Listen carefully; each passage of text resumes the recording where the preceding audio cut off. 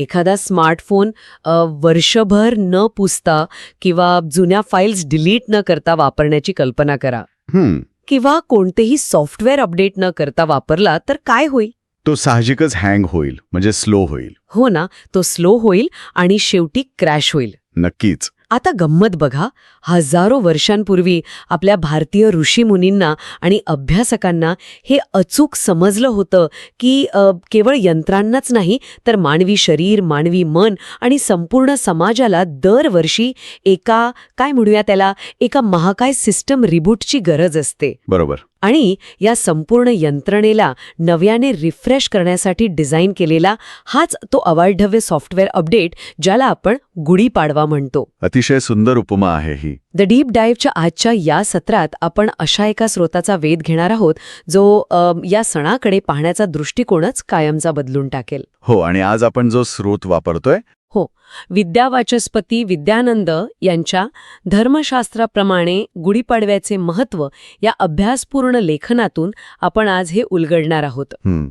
की गुढी उभारणे हे केवळ कॅलेंडरवरील तारखेचे किंवा एका सुट्टीच्या दिवसाचे कर्मकांड नाहीये, तर तो हिंदू कालगणनेचा अक्षरशः बिग बँग आहे. आणि विद्यानंद यांच्या लेखनाचं विश्लेषण करताना सर्वात महत्वाची जी गोष्ट जाणवते ती ही की आपल्याकडे बहुतांश वेळा धर्मशास्त्र म्हणजे केवळ काय करावे आणि काय करू नये याची एक कोरडी यादी मानली जाते. हो, अगदी रूल्स सारखं. अगदी.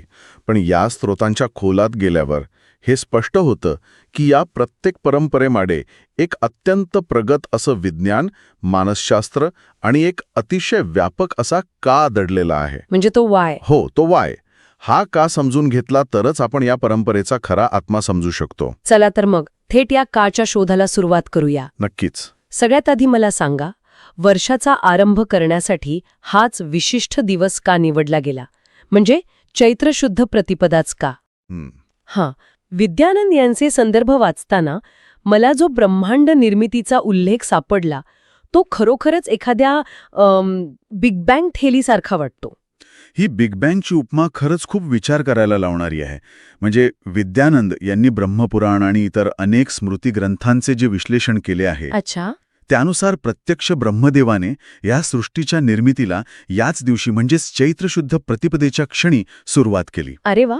याचा अर्थ असा की हा केवळ एका नवीन वर्षाचा पहिला दिवस नाहीये, तर तो काळ आणि अवकाश म्हणजे टाइम अँड स्पेस यांच्या अस्तित्वाचा पहिला क्षण मानला गेला आहे. ओके. म्हणूनच धर्मशास्त्र या दिवसाला कालगणनेचा प्रथम दिवस मानून संवत्सर पूजनाचा म्हणजे नवीन वर्षाच्या पूजेचा अधिकार देते. इथेच मला एक मोठा वैचारिक विरोधाभास जाणवतो. कोणता? कसंय, आजच्या आधुनिक आणि धावपळीच्या जगात आपण सगळेच टाइम मॅनेजमेंटच्या मागे धावत असतो. हो, ते तर आहेच. वेळ कशी वाचवायची, वेळेला आपल्या मुठीत कसं पकडायचं यावर हजारो पुस्तकं लिहिली जातात. पण स्रोतांमध्ये कालोही दुरतिक्रमः असा जो उल्लेख आहे तो वाचून मला धक्काच बसला. जिथे आपण वेळेला नियंत्रित करू पाहतोय तिथे धर्मशास्त्र चक्क काळाची पूजा करायला सांगते. बरोबर. कालपूजन करायला सांगते. हा दृष्टिकोनातील बदल अतिशय प्रचंड आहे. तुमचा हा मुद्दा पाश्चिमात्य आणि भारतीय तत्वज्ञानातील एक खूप मोठा आणि मूलभूत फरक स्पष्ट करतो. कसा काय? हे बघा, आपण आजकाल काळाला केवळ घड्याळाचे काटे मानतो, जे एका रेषेत धावत असतात आणि जे आपण मोजू शकतो असा आपला भ्रम असतो. हो ना, सेकंड, मिनिटं. पण धर्मशास्त्र काळाला तसं मानत नाही.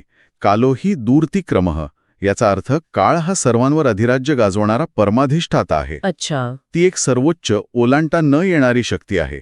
सृष्टीची निर्मिती, तिची स्थिती आणि तिचा लय हे सर्व काही काळाच्याच अधीन आहे. म्हणजे काळच सुप्रीम आहे. अगदी.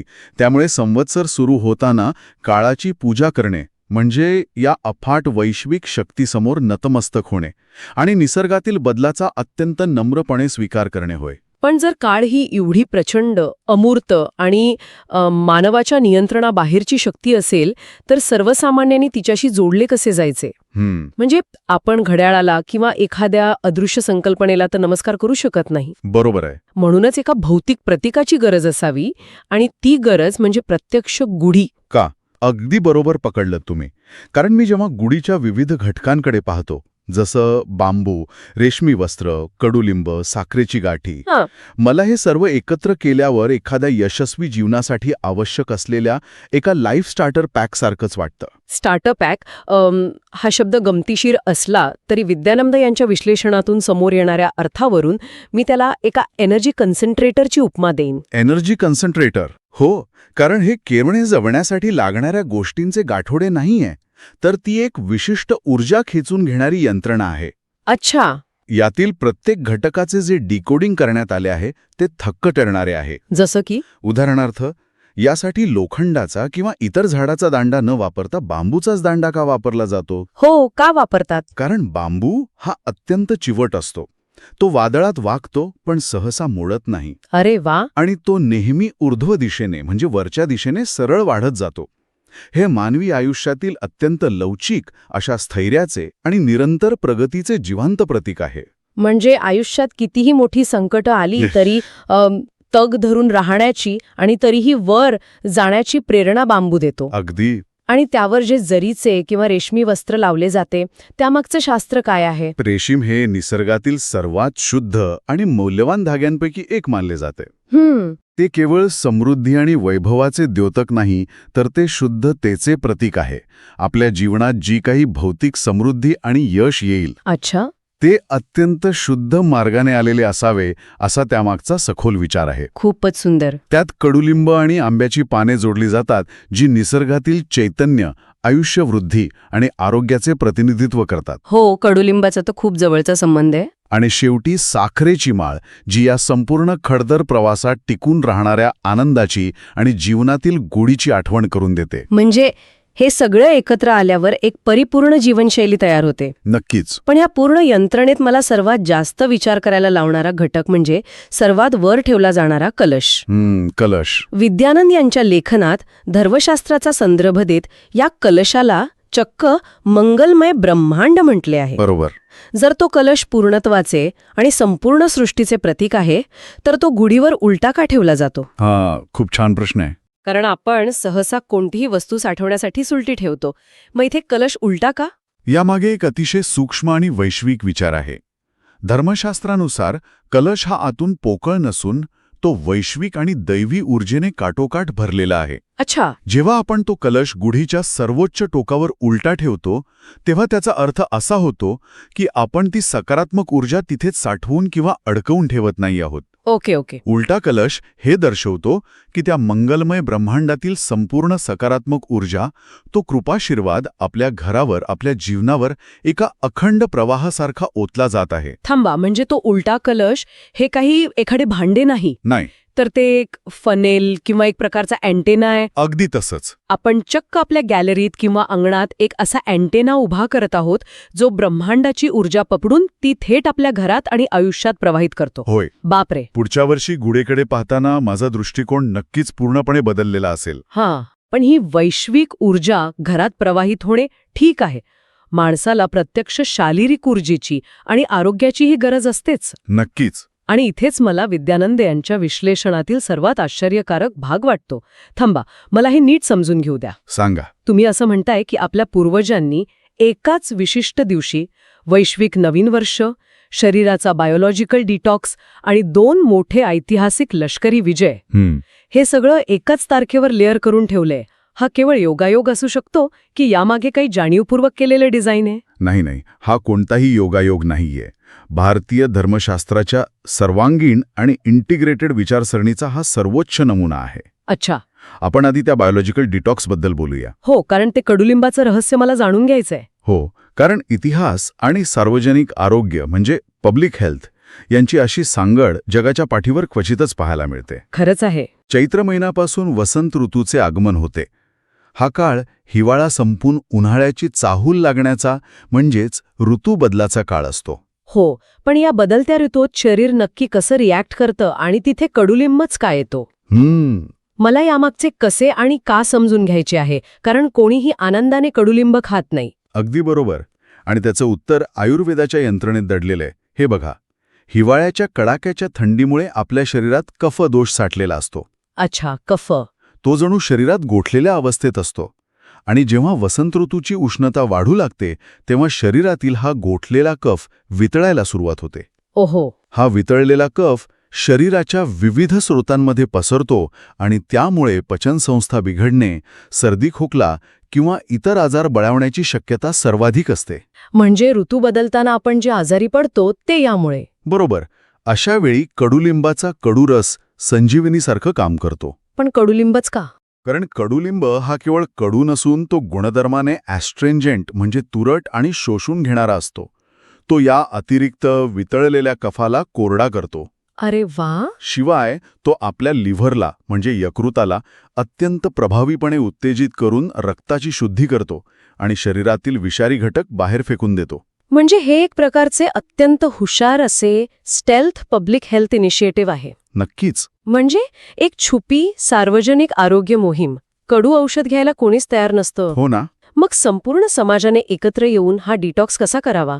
तर ऋषीमुनींनी त्याला एका मोठ्या उत्सवाच्या परंपरेत कल्पकतेने लपवून ठेवलंय. अगदी बरोबर. लोक सण म्हणून तो प्रसाद आनंदाने खातील आणि नकळतपणे त्यांच्या संपूर्ण शरीराची शुद्धी होईल. खरोखरच. आणि केवळ शरीरशुद्धी नाही तर याच वैज्ञानिक उत्सवावर ऐतिहासिक विजयांची किनार अत्यंत जाणीवपूर्वक जोडली गेली. ऐतिहासिक विजय म्हणजे कोणकोणते? पौराणिक संदर्भानुसार प्रभू श्रीराम यांनी रावणाचा वध करून जेव्हा अयोध्येत प्रवेश केला, चैत्र प्रतिपदेचा होता. अच्छा, म्हणजे तो रामराज्याचा आरंभ होता. हो, तो केवळ एका राजाचा परतीचा प्रवास नव्हता, तर तो अधर्मावर धर्माचा झालेला महान जय होता. आणि ऐतिहासिक पातळीवर विचार केला तर शालिवाहन राजाचा शकांवर मिळवलेला विजयही याच दिवशीचा मानला जातो, बरोबर? होय. शालिवाहन राजाने शकांचा म्हणजे परकीय आक्रमकांचा पराभव करून ज्या दिवशी शक संवत्सर सुरू केला तो दिवसही हाच. बापरे. त्यामुळे या एकाच दिवशी सृष्टीचा आरंभ, शरीराची शुद्धी आणि मानवी शौर्याचा सर्वोच्च विजय अशा तिन्ही स्तरांवरील ऊर्जा एकाच बिंदूवर केंद्रित केली गेली आहे. हा, इतिहास आणि विज्ञानाचा कॅनव्हास खरोखरच आवाढव्य आहे. नक्कीच.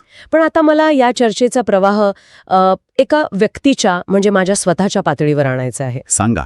आपण या दिवशी घराची स्वच्छता करतो, तोरण लावतो, अंगणात रांगोळी काढतो. मला नेहमी वाटतं ही घराची स्वच्छता म्हणजे आपल्या कॉम्प्युटरची किंवा मेंदूची कॅशे मेमरी क्लिअर करण्यासारखं आहे. खूप छान उपमा आहे. जसं जुन्या नको असलेल्या फाईल्स डिलीट केल्याशिवाय तुम्ही सिस्टीममध्ये नवीन सॉफ्टवेअर नीट इन्स्टॉल करू शकत नाही, तसंच मनातील जुना कचरा काढल्याशिवाय नवीन वर्षाचा कोणताही संकल्प टिकत नाही. बरोबर. पण आजकाल आपण केवळ बाह्य सजावटीवर, घराच्या रंगावर जास्त भर देतो आणि या प्रक्रियेतील मनशुद्धीचा जो मूळ भाग आहे तो पूर्णपणे विसरून गेलो तसं नाही वाटत. तुमची कॅशे मेमरीची उपमा इथे अचूक बसते आणि विद्यानंद यांच्या विश्लेषणात नेमके हेच अधोरेखित केले आहे. अच्छा. धर्मशास्त्रात शुचिर्भूत अवस्था या संकल्पनेवर खूप जोर दिला आहे. घराची स्वच्छता, दारावरचं तोरण या गोष्टी केवळ सजावटीच्या किंवा डोळ्यांना छान दिसाव्या म्हणून केलेल्या नाहीत. मग त्या कशासाठी आहेत? ती बाह्य स्वच्छता ही अंतःकरण शुद्धीची केवळ एक पूर्वतयारी आहे. आजूबाजूचा परिसर स्वच्छ असेल तर मन शांत आणि एकाग्र व्हायला मदत होते. हो, ती तर आपण रोजच्या जगण्यातही अनुभवतो. पण खरा उद्देश हा नवसंवत्सर साजरा करणे हा आहे. नवसंवत्सर या शब्दाचा अर्थच मुळी नवचैतन्य, नवसंकल्प आणि नवधर्म पालन असा आहे. ज्या दिवशी आपण जुने नकारात्मक विचार, अपयश आणि रागाच्या फाईल्स मनातून कायमच्या डिलीट करतो वा, आणि तिथे सद्गुण, श्रद्धा, आशावाद यांचा नवा प्रोग्राम इन्स्टॉल करतो, तो खरा संकल्प. खूपच सखोल विचार आहे हा. या दिवशी केलेला जप, दान किंवा सत्संग हा याच मनशुद्धीचा एक अत्यंत महत्त्वाचा भाग मानला जातो.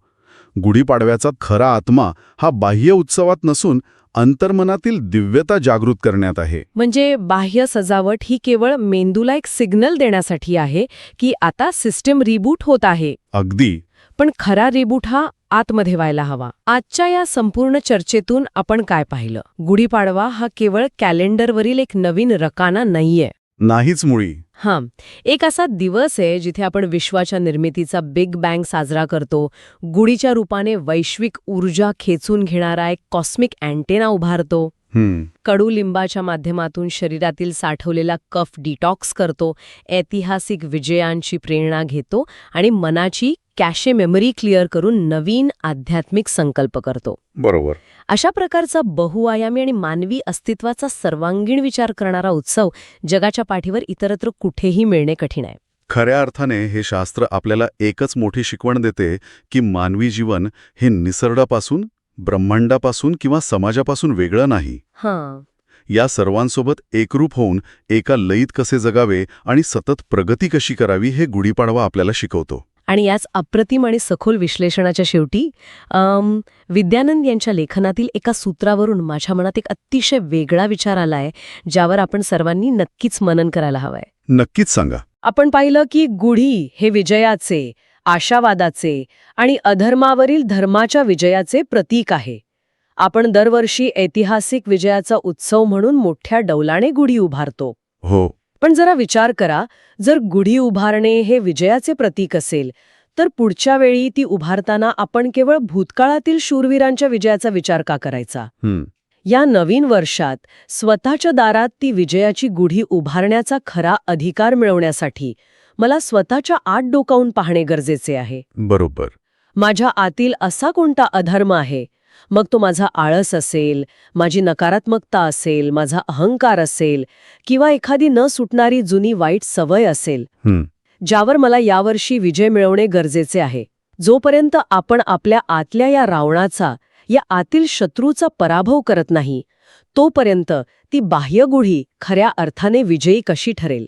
स्वतःच्या आतील नवचैतन्याचा आणि खऱ्या विजयाचा शोध घेण्यासाठी याच एका जळजळीत प्रश्नासोबत आजची ही सखोल चर्चा आपण इथेच थांबवत आहोत.